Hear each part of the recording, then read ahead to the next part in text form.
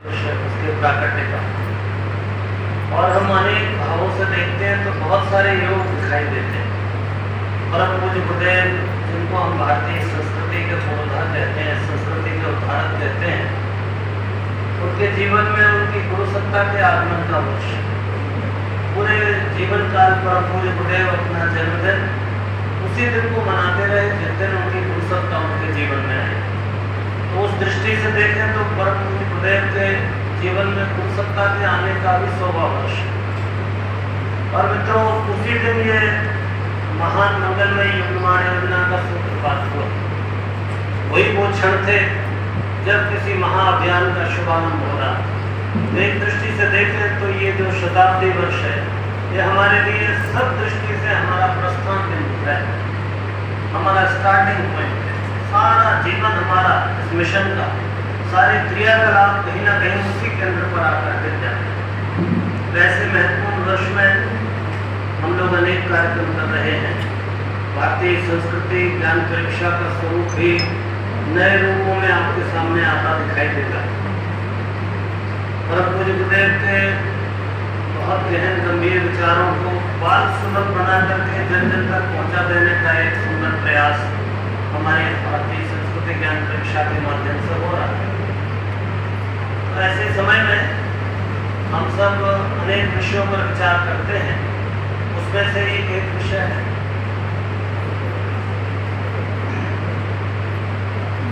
हमारे इस भारतवर्ष के अजस्र अनुदान है। ये देश बहुत अद्भुत है।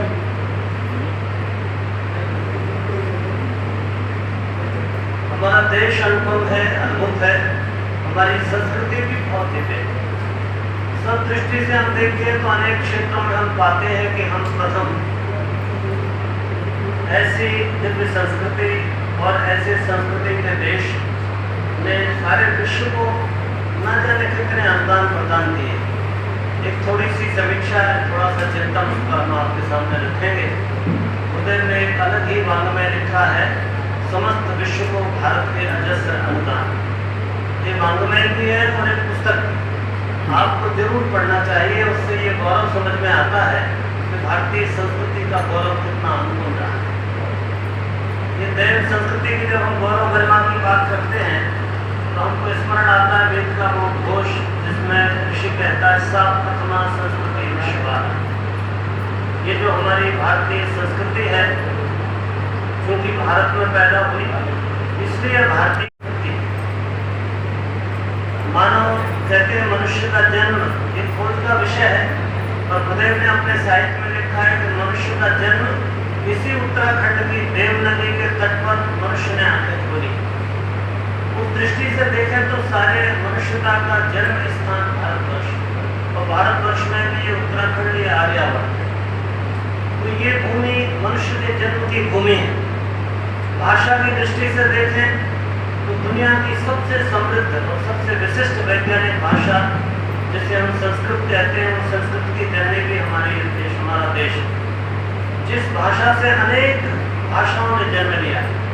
यूरोप की जितनी लैंग्वेजेज हैं, ऐसा कहा जाता है कि ये mother of all European languages, समस्त यूरोप की भाषाओं की माता हमारी संस्कृत को माना है। इसलिए मित्रों, इस देव संस्कृति को पुनर्जीवित करने के लिए, इसके संदेश को एक बार फिर से पुनर्प्रसारित करने के लिए, इसमें जो सांस्कृतिक मूल है उनकी दुनिया में प्रतिष्ठा करने के लिए हमको एक बहुत बड़े काम की आवश्यकता है। ये विषय जो है इस बात को द्योतक है कि हमको ये समझ में आए कि हम दुनिया में कितने ऊंचाई पर थे और हमारा स्वरूप क्या था। एक मुझे स्मरण आता है, एक पुस्तक पढ़ रहा था मैं महर्षि अरविंद की, समस्त विश्व को भारत के अजस्र अनुदान जैसी ही पुस्तक वो भी है। उसका नाम है पश्चिम के खंडरों से भारत का पुनर्जन्म। उसमें महर्षि अरविंद लिखते हैं कि जिस तरह मनुष्य का अपना एक धर्म है, इसी तरह राष्ट्रों का भी धर्म होता है। उनकी भी अपनी एक मूल मान्यता, एक विचारणा होती है, एक मूल जीवन पद्धति होती है, एक स्वभाव होता है। और कोई भी राष्ट्र अपने स्वभाव को छोड़ करके अगर किसी दूसरे के स्वभाव में चला जाए, दूसरे के भाव में, दूसरे के धर्म में चला जाए, तो वो राष्ट्र 3 ही पीढ़ियों में नष्ट हो जाता है। मित्रों, दुनिया के अलग अलग राज्यों पे आप दृष्टि डालें तो आप पाएंगे हर एक की अपनी एक मूल विधा है। जैसे आप अगर अमेरिका जाते हैं, वहाँ का मूल स्वभाव जो है वो राजनीति है। सारे दुनिया में अपना राज्य अपना कर्तव्य फैलाना। तो वहाँ की जो शिक्षा का क्रम है या जो व्यवस्थाएं हैं वो राजनीतिक दृष्टि को केंद्र में रखता है। आप यूरोप में जाएंगे तो व्यापार एक बड़ा काम, आप चाइना में जाएंगे अपनी तरह का विस्तारवाद है, आप जापान में जाइएगा वहाँ टेक्नोलॉजी विशेष है। तो हर देश की अपनी एक मूल अवधारणा है, एक मूल विचारना है। कहते हैं भारत का जो मूल स्वभाव है वो अध्यात्म है। हमारी जो मूल प्रवृत्ति है वो अध्यात्म है। इसलिए यदि हम शायद हमारे जीवन का अस्तित्व, इस भारत का अस्तित्व भी संकट में पड़ता दिखाई देता है। आज जब हम सामान्य रूप से समाज पर दृष्टि डालते हैं तो ये बात समझ में आती है कि भारत अपने मूल स्वभाव को कहीं छोड़ रहा है। हमारी नई पीढ़ी इससे ऐसा लगता है जैसे पता नहीं क्यों दूर भाग रही है। आज धर्म कर्म के नाम पर जो बचा है वो पाखंड के अतिरिक्त कुछ नहीं। जो मूल बात थी वो कहीं ऐसा लगता है छुपी। तो वो जो मूल बातें क्या है, जो हमारी मूल विचारणाएं क्या थी, उन पर चिंतन करने की आवश्यकता। आप सब जानते हैं हमारे यहाँ गुरुदेव ने पुस्तक लिखी है, बहुत सुंदर पुस्तक। वो कुछ गुरुदेव लिखते हैं, इस मंत्र से हमने उस पुस्तक का शुभारंभ किया है। मात्रवत परदारेषु परद्रव्येषु नोषुवत् आत्मवत् सर्वभूतेषु या पश्यति स पंडिता। हमारे यहाँ पंडित विद्वान से कहा जो सारी स्त्रियों को माँ के स्वरूप में देखता हो, जो दूसरे के धन को मिट्टी जैसा मानता हो और जो सबके भीतर अपना स्वरूप देखता हो। आत्मवत् सर्वभूतेषु, ये हमारा मूल मंत्र है। ऐसे व्यक्ति को हमने पंडित या ऐसे व्यक्ति को हमने सभ्य, ऐसे व्यक्ति को हमने विद्वान कहा। हमने पढ़ने वाले को बहुत सारे वेद उपनिषद पढ़ ले उसको पंडित नहीं कहा। पंडित वो है जो इन भावनाओं से भरा है। हमने निरंतर इन भावों के साथ में विश्व बंधुत्व की बात की। भारत का अद्भुत चिंतन, ये विचार शैली हमारी एक अलग तरह की। हमने कहा कि हमारा विचार सर्वभौम है, सारी दुनिया हमारा कुटुंब है। क्यों ना हो, यदि भारत में ही मनुष्य का जन्म हुआ है तो सारे भूमंडल पर जो भी मनुष्य हैं वो सब हमारे भ्राता भगिनी और बंधु हैं। हमसे कोई अलग नहीं, सारी मनुष्यता हमारी अपनी है। ये बात अलग है किसी क्षेत्र में जाकर उस क्षेत्र के प्रभाव से उनका रंग रूप, क्रिया विधि, उनकी संस्कृति, सभ्यता कुछ भिन्न हो गई हो, पर एक दृष्टि से देखें तो सारी दुनिया हमारा कुटुंब है। अयम नजह परोवेति गणना लघु चेक्षाम उदार चरिता नाम को वसुधैव कुटुंबकम्। हमने ये मूल मंत्र माना है, आत्मवत् सर्वभूतेषु भूतेषु और वसुधैव कुटुंबकम्। हमने सारी दुनिया को उसका संदेश दिया। अभी हाल की बात है, 2 या 3 साल पहले हमारे देश में G20 का समिट था। उस G20 के समिट में एक ध्येय बात उभर कर आया था, आत्मवत् सर्वभूतेषु। ये नहीं, सॉरी, ध्येय बात उभर कर आया था वसुधैव कुटुंबकम्। हमने सारी दुनिया में सारे देश आए और हमने बताया कि हमारा जो मूल मंत्र है वो वसुधैव कुटुंबकम्। हमने सदा ही एक समावेशी विचार रखा है। हमने सिर्फ अपने जीने की भी संभावनाएं इकट्ठी नहीं की, हमने दूसरों के जीने की भी संभावनाएं छोड़ी। जियो और जीने, जियो और जीने। ये जीने का संदेश इतना नहीं कि हम जीने तो बात खत्म हो जाए, पर ये बात थी कि हम भी जिए और दूसरों के जीने की संभावना भी छोड़ें। सारी मनुष्यता हमारी अपनी है। और हमने जब कभी भी ज्ञान की बात आई तो हमारा विचार बहुत भिन्न था।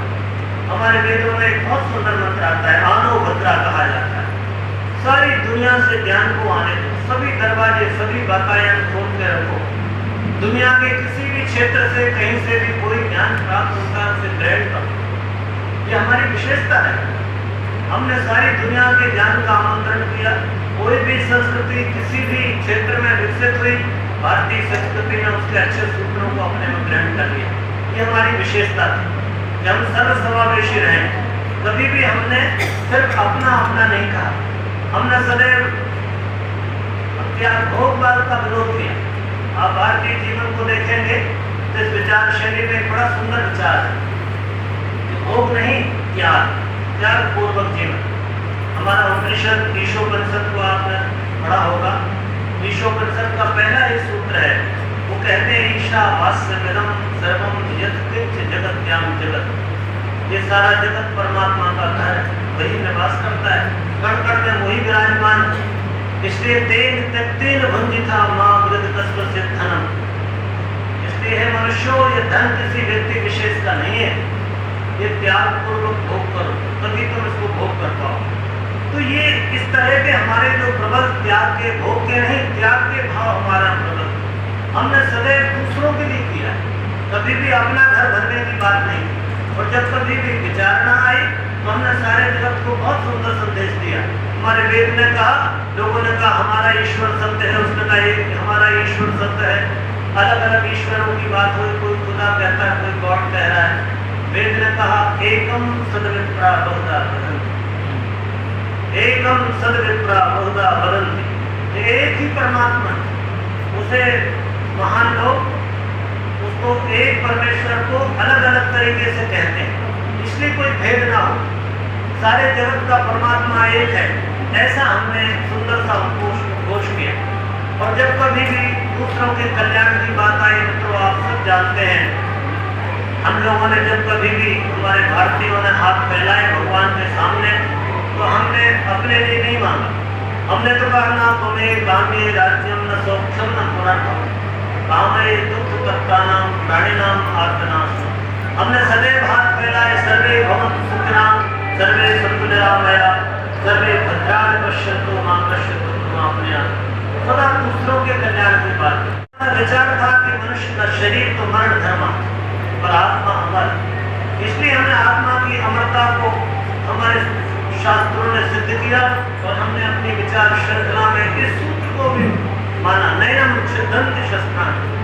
हमारी भगवत गीता कहती है कि आत्मा सदैव अमर, तुम शाश्वत, तुम अमृत पुत्र हो, ऐसी हमारी भावना रही है। और हमने कभी भी इन विचारों ने हमको वैश्विक बनाया। ये हमारे विचार ऐसे थे कि हमको सारी दुनिया ने अपनाया और हमारे भीतर भी दुनिया को अपनाने की इतनी संवेदना, इतनी करुणा है। तो मित्रों इन सारे विचारों के कारण ही हम सदैव दूसरों के साथ में अच्छे व्यवहार करते रहे। गुरुदेव का एक सद्वाक्य आप पढ़ते हैं, दूसरों के साथ वह व्यवहार ना करें जो तुम्हें अपने लिए पसंद नहीं।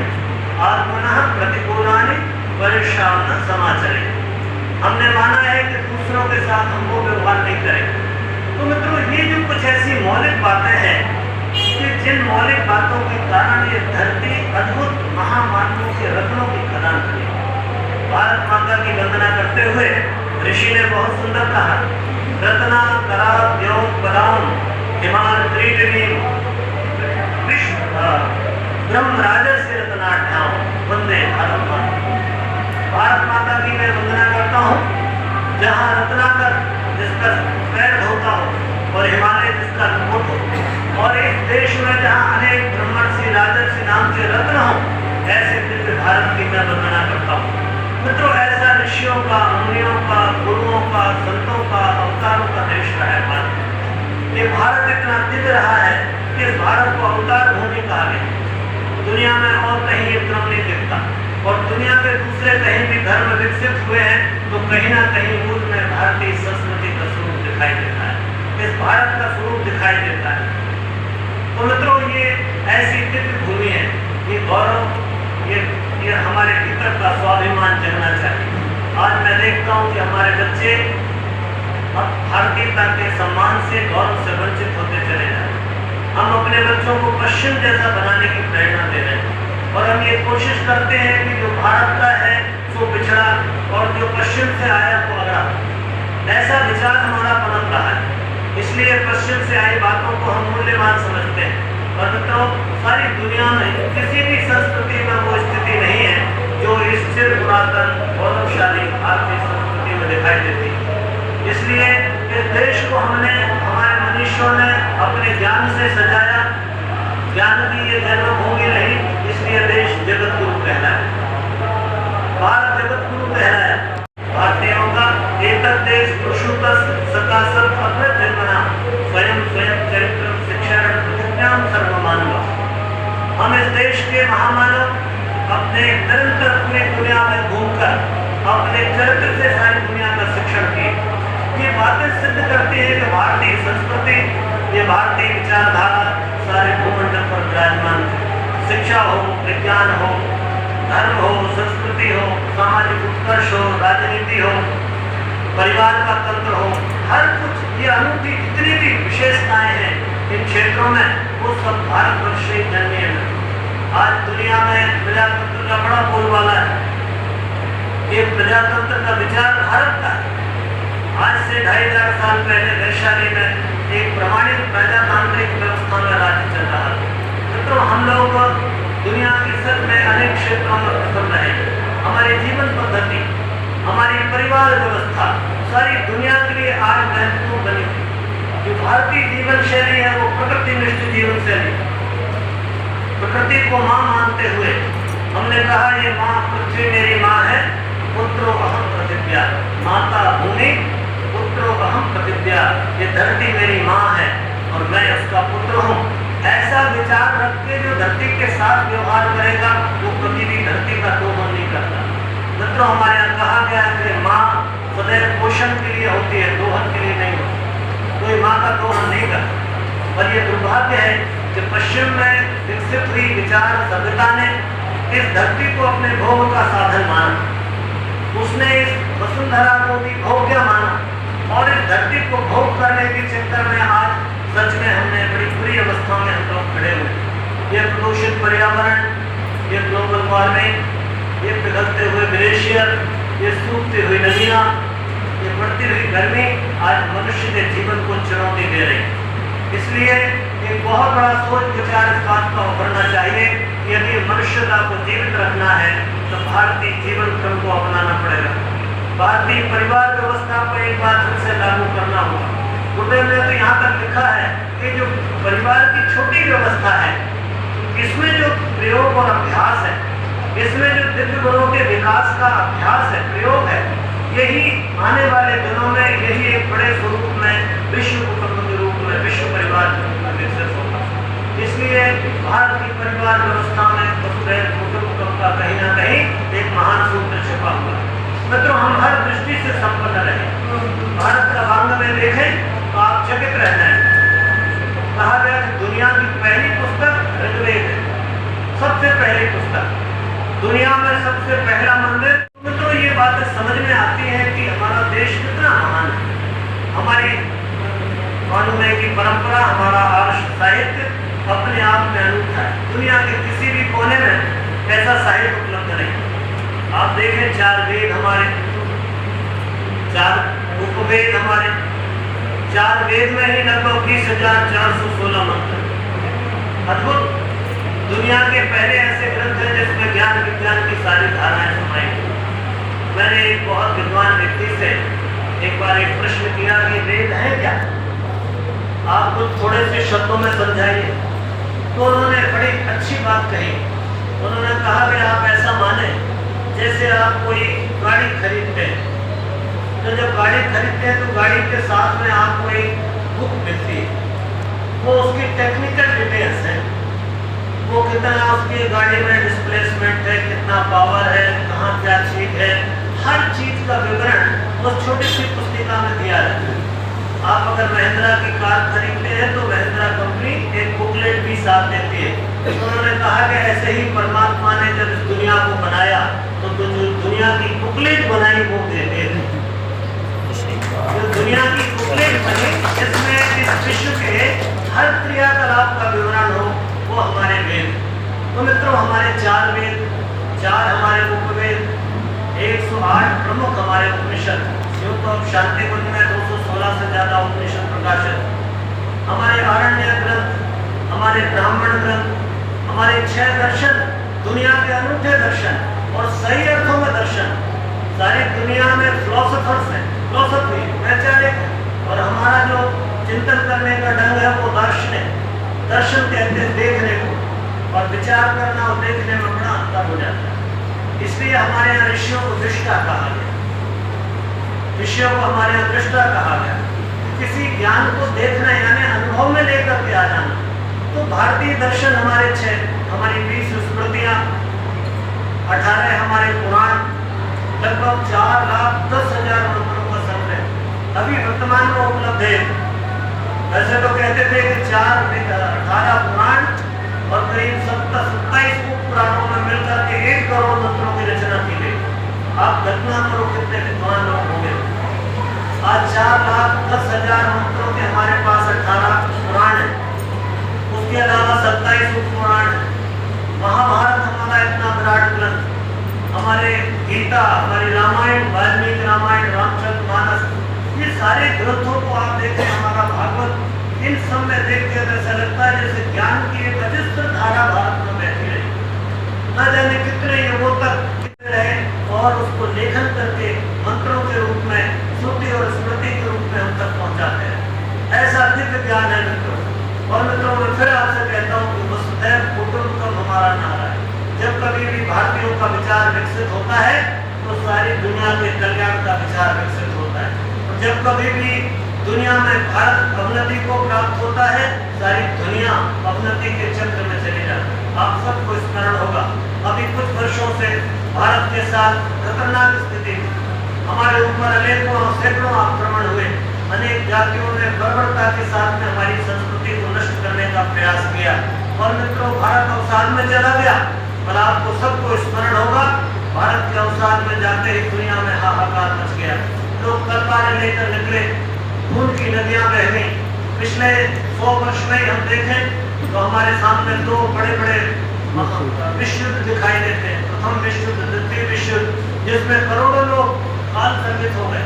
आप कल्पना कर सकते हैं कि ऐसा मनुष्यता का ऐसा स्वरूप कभी दिखाई नहीं दी, सिर्फ भारत की अवनति में, भारत के शांत हो जाने। इसलिए भी मित्रों इस बात की बहुत बड़ी जरूरत है कि ये राष्ट्र जगेगा तो विश्व जगेगा, ये भारतीय संस्कृति जागेगी तो मनुष्यता का संरक्षण हो। हम लोगों को इस भाव के साथ में, इस गौरव के साथ आगे बढ़ना चाहिए। हमारे सच में हमारी ऋषियों की परंपराएं कितनी अनोखी, हमारे एक अवतार की परंपरा है, हमारी संस्कार की परंपरा है। तो संस्कार की परंपरा हो, ऋषियों की पावन परंपराएं हो, ये सबको आप अगर थोड़ा सा दृष्टि अध्ययन करेंगे तो आपको लगेगा इतना अनुसंधान जीवन के क्षेत्र में भारत ने किया है। शायद दुनिया के पूरे देशों को आप जोड़ लें तो कहीं भी इस स्तर का विचार, इस स्तर की शोध किसी भी देश में, किसी के मन में नहीं आया। तो ऐसा भारत, ऐसे भारत के ऐसा नहीं था कि कोई आज का विज्ञान ही सब कुछ। मैं आपसे कहता हूँ कि आज के विज्ञान की विभिन्न धाराओं के सब सूत्र आपको भारत के प्राचीन ज्ञान में मिलेंगे। पुरातन भारत में सच में अद्भुत प्रयोग हुए और इसको मनुष्य को केंद्र में रखा गया। मानवीय चेतना को केंद्र में रख करके हमने अनुसंधान की, और भौतिक जगत के जो अनुसंधान थे वो भी अनुसंधान हमने भारतवर्ष में वर्षों, हजारों वर्ष पहले कर दिखाए। जितने भी आपको नए नए विचार दिखाई देते हैं, ये सब विचार भारत में पनपे। ये बात अलग है कि भारत के अवसाद के कारण हम इन विचारों को भूल गए और हमारी ही बात को कोई हमें समझा गया कि मैंने खोज की। मित्रों हमको आज फिर सोचने की जरूरत है। ये तो हमारी गुरु सत्ता का बहुत विशेष प्रयोग है, बड़ी अनूठी कृपा है कि दुनिया में जितने भी विचारक हुए हैं, दुनिया में जितने भी ग्रंथ लिखे गए हैं, आप सबका कंपेरिजन आपको महान वैज्ञानिक हुए हैं जिनने दुनिया को शून्य दिया। शून्य का आविष्कार करने वाले आर्यभट्ट थे। ये जिसे पाई कहते हैं आप, ये पाई का मान बताने वाला 6वीं शताब्दी का बोधायन था हमारा, जो आज आप कह रहे बच्चों को पढ़ा रहे हैं। 6वीं शताब्दी में पाई का मान विकसित हो गया। हमारे देश में भास्कराचार्य नाम के एक आचार्य हुए जो 5वीं शताब्दी, इन्होंने पृथ्वी सूर्य की परिक्रमा कितने दिन में करती इसकी गणना आज से 1500 वर्ष पहले कर। वो लिखते हैं कि 365.2587 दिन में धरती सूरज का चक्कर लगा लेती। आप कल्पना करें 1500 साल पहले।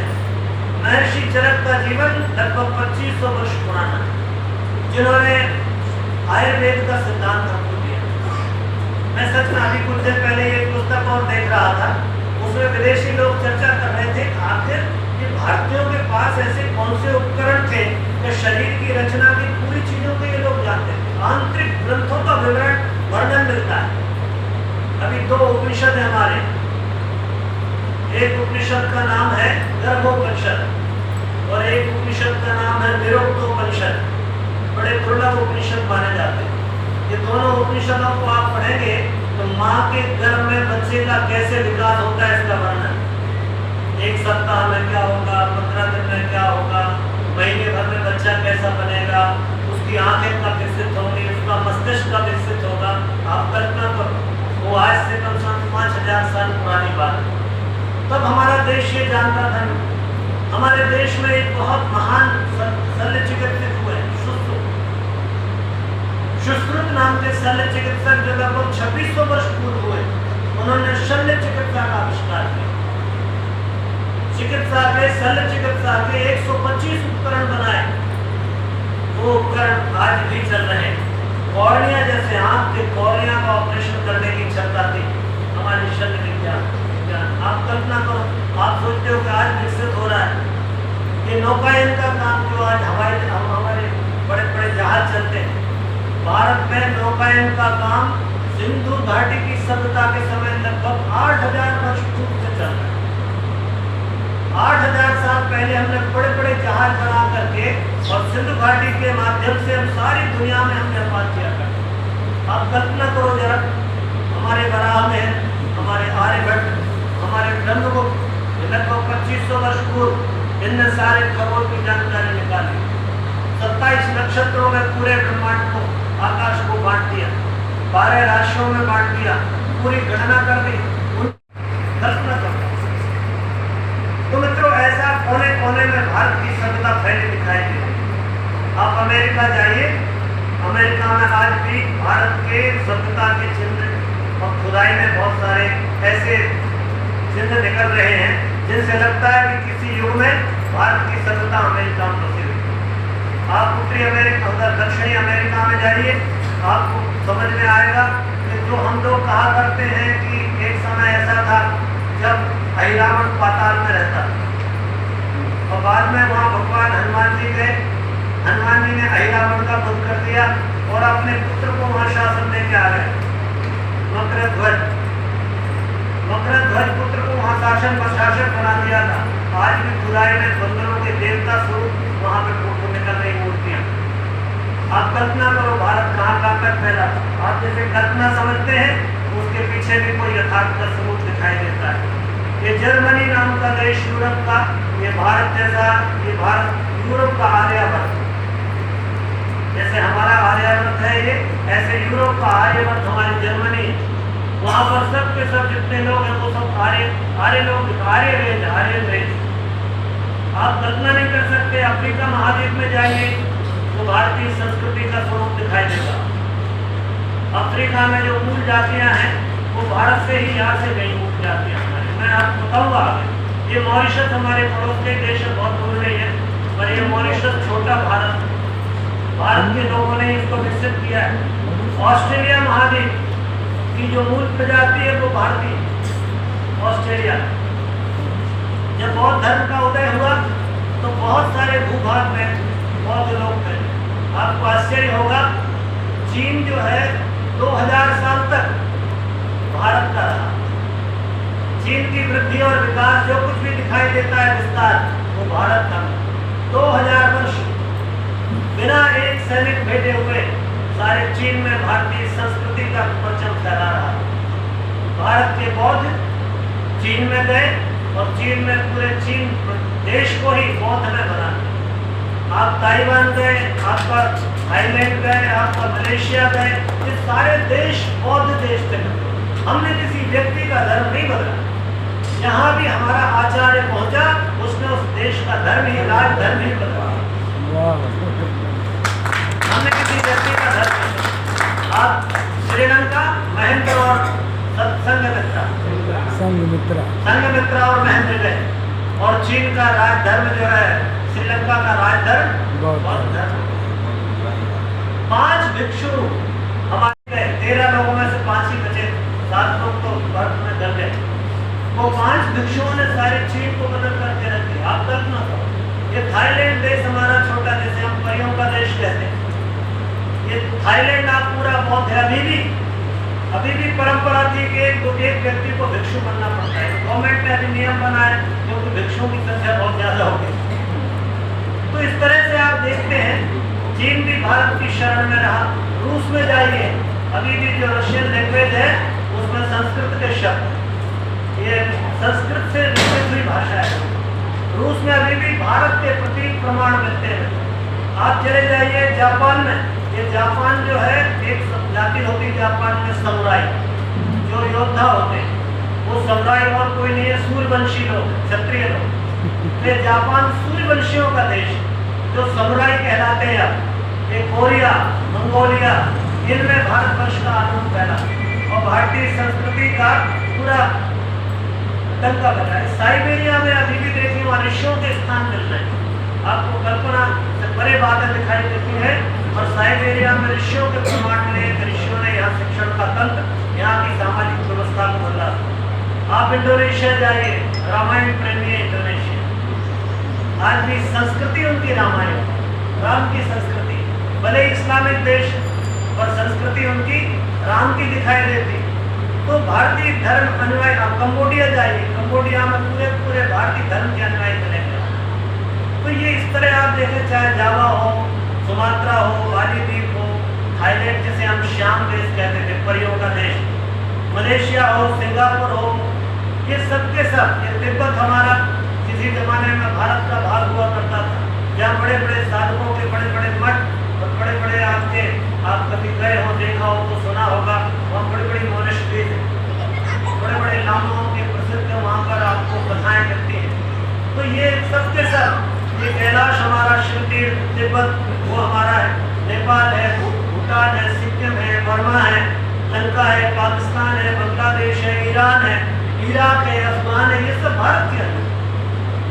तो मित्र इतना बृहत्तर भारत था, इतनी बड़ी सीमाएं थी। आपको जानकर आश्चर्य होगा, विश्वामित्र का एक पुत्र पतित हो गया, उस पुत्र को देश निकाला दे दिया। वो विश्वामित्र के पुत्र ने ऑस्ट्रेलिया बसाया। ऑस्ट्रेलिया को बसाने वाला विश्वामित्र का पुत्र है। और बताता हूं मैं, अमेरिका को हम पाताल लोग कहते हैं, ये नाग लोग है हमारे, नाग राजाओं के वंशज वहां दिखाई दे। नाग राजाओं ने, नागराज का शासन था वहां, शासन रहा। दक्षिण अमेरिका में सूर्यवंशी राजाओं के प्रमाण मिल रहे हैं, सूर्यवंशी राजाओं के प्रमाण। मैक्सिको में भारत के अनेक प्रमाण अभी खुदाई में निकले हैं। आप कहाँ जाइएगा, सारा भूमंडल घुमाइए, भारत के अलावा कुछ दिखाई नहीं। एक मंग नाम का बहुत पराक्रमी शासक हमारे यहाँ हुआ, नाम था मंग, उसने मंगोलिया बसाया, उसे शाकद्वीप कहते हैं हमारे। वहां में रहने वाले लोगों को शक कहा गया, जिनने हमारे ऊपर बाद में आक्रमण किया। वहां के मूल निवासी शक। और मैं आपसे कहूं, अफ्रीका में जुलू लोग निवास करते हैं, ये हमारे देश की झल्ल वंश जो था उसकी संतान है, जुलू नाम बदल के झल्ल वंश को जुलू कहने लगे।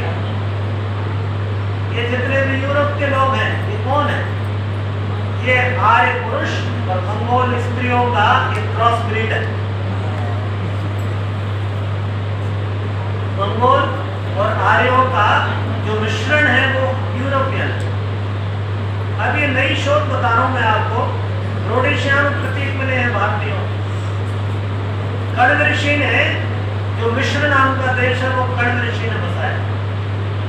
कण्व ऋषि वहां पहुंच करके उन्होंने मिश्र देश को बताया। मैंने आपसे कहा मंगोल जो है वो आर्यों से विकसित हुए। मेसोपोटामिया के राजा दशरथ थे, दूसरे दशरथ थे, दूसरे राजा हरि रहे और खत्री वंश था। खत्री माने छत्री, तो आजकल हम देखते हैं पंजाब में खत्री लोग दिखाई, ये खत्री माने क्षत्रिय, क्षत्रिय वंश है। अब बाल्टिक देश देखने आपका, चाहे वो एस्टोनिया हो, लाटविया हो या लिथुआनिया हो, ये देश तीनों ही देशों में आप जाइए, वहाँ की भाषा, उसकी वहाँ की संस्कृति भारत से मिलती है। अब बताइए कहाँ बाल्टिक कटती है, कहाँ यूरोप का छोटा सा एरिया समुद्र के किनारे, वो भारतीय समुदाय, भारतीय संस्कृति। तो मित्र इस तरह हम देखते हैं, बेबीलोनिया है, चाइल्डिया है, यहाँ के मूल वंशज भारतीय, और मिस्र में सूर्यवंशी क्षत्रिय थे जो लगभग 8000 साल पहले वहाँ यहाँ से माइग्रेट कर रहे थे। तो सारी दुनिया में ये ईरान है, हमारा सीरिया है, मध्य एशिया, यहाँ आर्य निवास करते हैं। ईरान में, सीरिया में, मध्य एशिया में आर्यों का निवास था। आपको जानकर हैरानी होगी, ऐसा लेख मिलता है जो रामानुज संप्रदाय के एक आदि संस्थापक थे। रामानुज संप्रदाय के आदि संस्थापक थे, वो यवनाचार्य थे और वो कहाँ से आए थे? अरब से भारत आए, ब्राह्मण थे, संप्रदाय को आगे बढ़ाया। अब आप कल्पना करो कौन सा क्षेत्र बचता है दुनिया का? चीन भारत का विकास विस्तार है, मैंने आपसे पहले ही निवेदन किया। ये तुर्बस, जिन्हें हम यवन लोग कहा करते हैं, तुर्बस से यवन पैदा हुए। ये तुर्बस जो है ययाति का पुत्र था। ययाति का पुत्र तुर्बस ने यवन बसाया। अब आप कहाँ जाओगे? आप इस शक वंश से, जो शक राजकुमार से शक जाति पैदा हुई। शक इक्ष्वाकु का पुत्र था। महाभारत के बाद मिस्र, ग्रीक, चीन के निवासी यवन और शक माने जाते हैं। ये पूरा का पूरा क्षेत्र हमारे ही देश के राजाओं, मनुष्यों के द्वारा बसाए हुए। पारसी भारत के निवासी, अब ये भारत तो खत्म हो गया, ईरान अभी तो युद्ध में जूझ रहा है, पर ईरान और कोई नहीं। जो पारसी जिन्हें आप ईरानी कहते हैं वो आर्यन थे। आर्यन का अपभ्रंश है ईरान, सारे आर्य लोग थे। ये भारत से इनका संबंध था। आज भी उनके देवी देवताओं को आप पढ़ेंगे तो वो भी आप पुराने लोगों को देखें जो ईरान में बसे थे, वो पूरे के पूरे लोग अग्नि के उपासक थे, पारसी लोग। वहाँ से भाग करके जब मुसलमानों का आक्रमण हुआ और धर्म परिवर्तन हुआ तो कुछ लोग भाग करके भारत आ गए, जो अभी हमारे मुंबई में निवास करते हैं। पारसी लोगों की बहुत कम संख्या है, पर मूल निवासी ईरान के पारसी लोग। और वो पारसी और कोई नहीं, वो हमारे आर्य लोग थे जो उस देश में निवास करते थे। ये शेख नाम की जो जाति है अरब में, ये ब्राह्मणों का एक वर्ग है। शेख, शेख जो है ब्राह्मण जाति है जो अरब में विराजमान। और ये भ्रमणशील ब्राह्मण जो होते थे उनको रोमनी कहा जाता। तो रोम में जो दिखाई दे रहा है वो रोमनी। तो मित्रों, इस तरह से हम देखते हैं कि भारत का ही विस्तार और विकास सारी दुनिया में दिखाई देता है। ये भारतीय संस्कृति के अजस्र अंगान है, वो चाहे धर्म के रूप में हो, चाहे सभ्यता के रूप में हो, चाहे मनुष्यता के विकास के रूप में हो, चाहे सामाजिक विधि व्यवस्था के रूप में हो, चाहे हमारे जीने की पद्धति के रूप में हो, चाहे वो हमारे खान पान, आहार विहार से संबंधित बातें हों। आपको आश्चर्य होगा, दुनिया में जितने भी खाद्य की सामग्री है, अन्न है, दालें हैं, सब्जियां हैं, ये खोजने वाले भारतीय वैज्ञानिक। बाद में तो लोगों ने इनका उपयोग करना शुरू कर दिया, पर ये कौन सी चीज खाई जा सकती है और कौन सी चीज खाने योग्य है, इसकी जानकारी भारत में नहीं। आपको आश्चर्य होगा, हमारे महर्षि चरक के विषय में कहा जाता है, उनको गए तो उन्होंने जंगल की जड़ी बूटियों से पूछा कि तुम्हारा गुणधर्म बताओ। तो कौन हमारे औषधि के योग है, कौन हमारे भोजन के योग है, उस औषधि ने बताया। अब इतना दिव्य ज्ञान भारत का था और इस आधार पर उन्होंने ये सारी चीजें निर्धारित कर। कभी अथर्ववेद पढ़ने का मौका मिले तो आप पाओगे अथर्ववेद में कृषि का एक विस्तृत रूप दिया, खेती कैसे करें। आज आप जो खेती कर रहे हैं ये और कहीं से नहीं आए, ये हमारे वेद से, भारत से आए। तो इतनी सारी चीजें हमने बहुत पहले सुनाई। कल्पना भी हो तब भी आप कल्पना करो भारत की कल्पना कितनी बड़ी। हमने एक विमान की कल्पना की थी रामराज में, बहुत पुरानी बात नहीं, 11,000 साल पुरानी। लोग कहते हैं भगवान 11,000 वर्ष पहले पैदा हुए।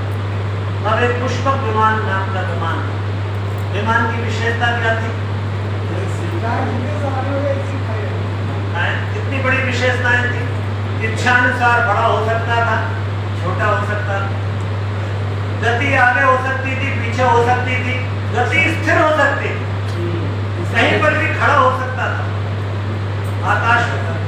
तो ये जो कल्पना करना कोई सामान्य बात नहीं, यद्यपि इसके सारे रेफरेंस वेद में दिए हो।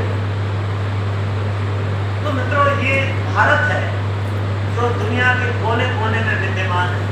ये हम भारतीयों का काम है, हम विशेष तौर से शिक्षाविदों का काम है कि हम अपने बच्चों के भीतर इस भारतीयता का गौरव जगाएं।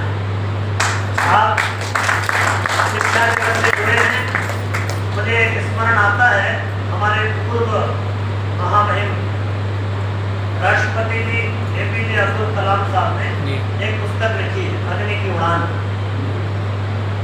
Wings of fire. उस पुस्तक में वो लिखते हैं कि मुझे बहुत दुख होता है जब मैं ये देखता हूँ कि हम भारतीयों में अपनी सभ्यता के प्रति गौरव नहीं है। उदाहरण के तौर पर बताता हूँ, आपके विद्यालय में जो शिक्षक अंग्रेजी बोलता है वो सबसे विद्वान है ना? जो हिंदी बोले वो पिछड़ा जाहिल, और जो अंग्रेजी बोले वो बुद्धिमान जेंटलमैन। आदमी भाषण देने खड़ा होता है, आप विचार करना, बड़ी गंभीर बात। वो कहता है माफ कीजिएगा मेरी हिंदी थोड़ी कमजोर है। ये कौन कह रहा है? हिंदुस्तानी, जिसकी माँ ने जिसके बचपन से पहली जुबान हिंदी सिखाई, वो आदमी बड़ा होकर कहता है माफ करना। ये शर्म की बात है, गौरव की नहीं। पर वो इसे गौरव के साथ कहता है और अंग्रेजी में बोलता है। देखा ना आपने, बड़े बड़े जो सभाएं होती हैं उनमें आदमी अंग्रेजी बोलने लगता है और ये कह के बोलता है माफ कीजिए मेरी हिंदी थोड़ी कमजोर है। तो मित्रों, हमारी ये स्थिति हो गई कि हम अपने देश पर, अपनी संस्कृति पर, अपनी भाषा पर, अपनी वेशभूषा पर, अपने पूर्वजों पर हमको गौरव गरिमा नहीं रहती। इसलिए मित्रों, विशेष तौर से मैं शिक्षा जगत से जुड़े हुए आप सब भाइयों से कहना चाहता हूँ कि मुझे वो बात मैं आपको याद दिलाता हूँ, 2 घटनाएं। APJ अब्दुल कलाम साहब लिखते हैं कि मेरे कार्यालय में एक कैलेंडर टंगा हुआ। उस कैलेंडर में पूरी दुनिया के अलग अलग कॉन्टिनेंट्स के फोटोग्राफ, अलग अलग महाद्वीप के फोटो थे, 7 फोटो। वो कैलेंडर कोई भी देखता और जाके खुश हो जाता और लौट के आके कलाम साहब से जब उनके एक दिन सभा हो रही थी तो उन्होंने कहा कि कलाम साहब बहुत सुंदर कैलेंडर आपने टांगा है, जरूर कहीं किसी विदेश में छपा हो।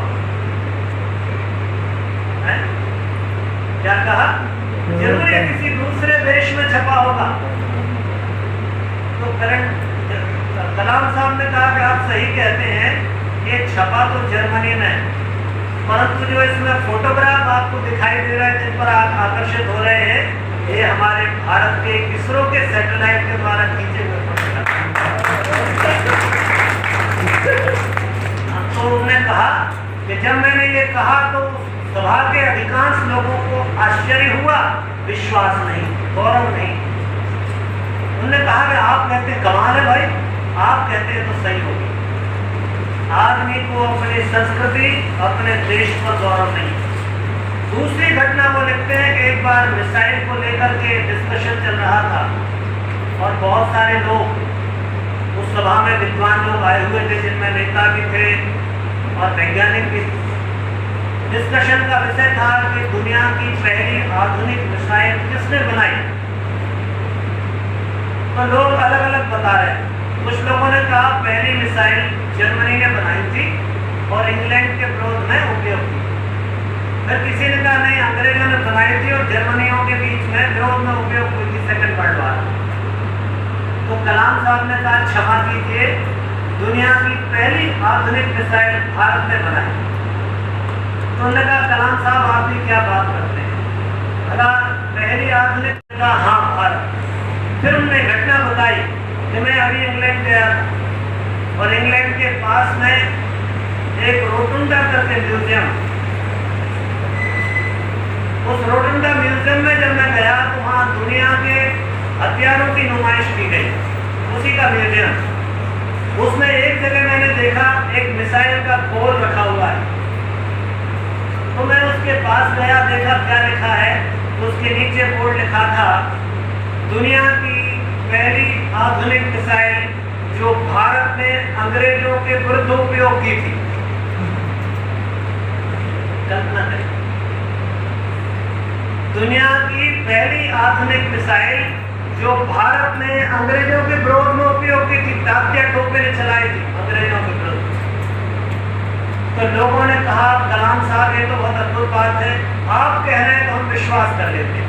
पर किसी को मित्र गौरव या गर्व होने, उन्होंने लिखा कि मुझे दुख इस बात का नहीं है कि मिसाइल कहाँ बनी, मुझे दुख इस बात का है कि मेरे वर्ग में एक भी आदमी को या तो आश्चर्य लगा उसको, या उसने संदेह प्रकट किया, किसी को ये नहीं लगा कि मेरा देश भी ऐसा काम कर सकता है। तो ये काम बहुत बड़ा है। भारत की गौरव गरिमा को बच्चों के बीच में, उनके मानस में स्थापित कर देना। यदि आप इस काम में सफल हो पाएंगे तो बच्चे भारतीय सनातन परंपरा के प्रति आकर्षित होंगे, वो हमारे धर्म ग्रंथों को उल्टेंगे पलटेंगे, तब उनको जीवन मूल्य दिखाएंगे।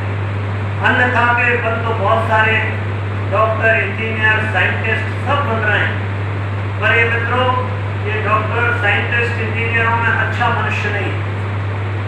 ये अच्छे इंजीनियर हैं, अच्छे डॉक्टर हैं, अच्छे साइंटिस्ट हैं, पर अच्छे मनुष्य नहीं। दुनिया में अगर आपको सिर्फ यही पैदा करना है तो बात अलग है, अन्यथा पहले सच्चे और अच्छे मनुष्यों को पैदा करो, फिर उनको इंजीनियर बनाओगे तो वो सच्चा इंजीनियर होगा, सच्चा डॉक्टर होगा। हमको अपने बच्चों के बीच में अपनी सनातन संस्कृति को पहुंचाने की आवश्यकता है। ये भारतीय संस्कृति ज्ञान परीक्षा अभियान हमारा इन्हीं कुछ बातों को लेकर के चिंतन में उभरा। मैं उस जगह से हूँ जहाँ पे पहली परीक्षा हुई, जहाँ ये कार्यक्रम बना था भोपाल। उन दिनों में भी भोपाल, और ये विचार आया था कि भारतीय संस्कृति के सूत्रों से बच्चों को कैसे परिचित कराया जाए। तो विचार आया कि परीक्षा का आयोजन किया जाए, और धीरे धीरे उसका स्वरूप परिष्कृत होता गया, और आज केंद्र में लगभग 50 लाख बच्चों के बीच में हम अपनी सनातन संस्कृति का संदेश पहुंचाएं। ये कोई सामान्य कार्यक्रम नहीं है, बहुत अद्वितीय पेश कर गया। जब गुप्त वंश का शासन था तो गुप्त वंश के टाइम पे भारत एक तो इसका विराट स्वरूप बन गया, फिर इसने अपने व्यापार को बढ़ाया। दुनिया का सबसे मौलिक व्यापार भारतवर्ष में होने लगा। भारत को सोने की चिड़िया कैसे बना? भारत सोने की चिड़िया इसलिए बनाता कि भारत सब चीजों का उत्पादन करता था, और भारत कोई भी अपना उत्पाद सोने के बदले में बेचता था। तो दुनिया के कोने कोने से सारा सोना इकट्ठा हो गया था भारत, और जब भारत में सोना इकट्ठा हुआ, इतनी संपदा बढ़ी, इतना वैभव बढ़ा, इस वैभव से और हमारी संस्कृति से आकर्षित होकर के लोग हमारे ऊपर आक्रमण कर रहे हैं। तो ये लगभग 2500-3000 साल का है। और कोई प्रश्न है किसी का? आप बात कर रहे थे कि इतना गौरव और इतना विज्ञान इतना सब होते हुए भी ये हम इतना पिछड़ गए। हाँ, पतन का कारण क्या है? ये विचार हर एक भारतीय के मन में आता है। मैं आपसे 2-3 बातें कहता हूँ, कोई एक बात इसका कारण नहीं। एक बात तो कारण ये है कि जब कोई अमीर हो जाता है ना तो उसके बच्चे बिगड़ जाते हैं। ये एक सहज सिद्धांत है, ठीक है? जब कोई अमीर होता है तो उसके बच्चे बिगड़ जाते हैं, बिगड़ते हैं ना अभी भी? हाँ, अभी भी बिगड़ते। तो हम भारतीय बिगड़े, एक ये विषय एक है। दूसरा विषय है कि जो आक्रमण हुए हमारे पास, विशेष तौर से बौद्ध काल के आसपास की बात कहता हूँ, जब इस देश में बहुत सारे लोग आक्रमण करने आए, और वो सब दूसरे धर्म, उनका कोई धर्म नहीं था, कबीले थे, आक्रमणकारी थे, दस्यु थे, उन लोगों ने आक्रमण किया और भारत में वो यहीं आकर के हार गए और भारत में रहने लगे। ऐसी करीब 200 जातियां भारतवर्ष में आक्रमण करने आई और भारत में ही बस गई, क्योंकि यहाँ की संपदा, यहाँ का वैभव, यहाँ की संस्कृति, यहाँ का सौंदर्य। आप कभी भारत के विषय में सोचिए, भारत के विषय में सोचिए कि दुनिया में जितनी तरह की ऋतुएं होती हैं, 6 ऋतुएं भारतवर्ष में, ऐसा कोई देश नहीं है भूमंडल। तो इतनी विविधता, इतना वातावरण का सौंदर्य, इतनी सुंदर भूमि जहाँ समुद्र भी है और हिमालय भी, जहाँ मैदान भी है, जहाँ पहाड़ भी है, जहाँ नदियाँ भी है, जहाँ तालाब भी है, सब कुछ है। तो लोग यहीं बस गए। ये बसे हुए लोगों के साथ में भारत में एक सामाजिक उथल पुथल शुरू हो गई। और उथल पुथल ये थी कि उसने कहा हमारा स्टेटस क्या है। भारत में वर्णाश्रम व्यवस्था है, चार वर्ण और 4 आश्रम। तो 4 वर्णों में से जो जातियां संघर्ष करती हुई आई, हमी में रह गई, उनका धर्म क्या, उनका वर्ण क्या, प्रश्न खड़ा हो गया। तो हमारे समाज के आचार्यों ने वर्णों में जातियों का विभाजन शुरू किया। ब्राह्मण 50 तरह के ब्राह्मण, क्षत्रिय 50 तरह के क्षत्रिय, वैश्य 50 तरह के, शूद्र 50 तरह के, अलग अलग कैटेगरी ग्रेड हो गए। और ये हमारे देश में जातियां, कालांतर में ये जातियां गुण धर्म के आधार पर थी, जन्मगत नहीं थी। वो लोग आए थे जिसमें ब्राह्मणों जैसा ज्ञान प्राप्त करने की अभिलाषा थी, वो ब्राह्मण बन गए। उदाहरण बताता हूँ, बहुत पुरानी बात नहीं, यही आपका राजस्थान है, इसमें एक पालीवाल नाम के ब्राह्मण होते हैं, पालीवाल नाम सुना हो। ये तालाब बनाने वाले लोग, ये तालाब बनाते थे तो इनको ब्राह्मण का दर्जा मिल गया। ऐसे बहुत सारे प्रयोग हुए और ये जातियां भारतवर्ष में जातियों के रूप में विभाजित हुई। कालांतर में वो जातियां जन्मगत हो गई। विभाजन जो है जन्मगत हो गया, जन्म से हो गया। और जन्मगत हो जाने के कारण जो प्रतिभावान व्यक्ति निजी जात में था और अभी प्रतिभाशाली है, उसके भीतर असंतोष पैदा हुआ। तो उसने जो ऊपर की जाति में जातिगत होने के कारण अयोग्य व्यक्ति को देखा उस स्थान पर बैठे हुए, तो संघर्ष शुरू हो गए। और इन संघर्ष में भारत की कमर हुई, हम विभाजित हो। हम आज भी उस दंश को झेल रहे हैं, जातियों को, ये जातियों का दंश हम अभी भी झेल रहे हैं। भारत टुकड़े टुकड़े हो रहा है। हमारे देश में हमारी राजनीतिक पार्टियां विद्वेषवश अपने राजनीतिक लाभ के लिए आज भी हमको वर्ग में, जातियों में तोड़ के रखना चाहते हैं। अब जातियां थोड़ी नई हो गई, कोई दलित है, कोई महादलित है, कोई अगड़ा है, कोई पिछड़ा है, ये जातियां हैं और इनके नाम से हम लड़ रहे हैं। तो हमने जब इन जातियों के वर्ग में बटे, तो जो विदेश की जातियां हम पर आक्रमण कर रही थी, उनने हमारे इस छूट का लाभ उठाया। और आप याद कर लो, जब 1000 की शताब्दी में जब सोमनाथ के मंदिर को लूटा जा रहा था और युद्ध करने की बात आई, तो हम सब लोग खड़े थे कि क्षत्रिय लड़ेगा, हम लोगों का काम देखने का, ताली बजाने का, ब्राह्मण तो मंत्र पाठ करेगा, शूद्र तो अपनी सेवा का काम करेगा, और हमारे क्षत्रिय मरते रहे और हम खड़े खड़े तालियां बजाते रहे। वो 1500 लोग मध्य एशिया से हमारे भारतवर्ष में आए, पूरे भारत को रौंदते चले गए, काशी और वाराणसी तक, और आपकी मथुरा तक कूद करके ले। ये हमारी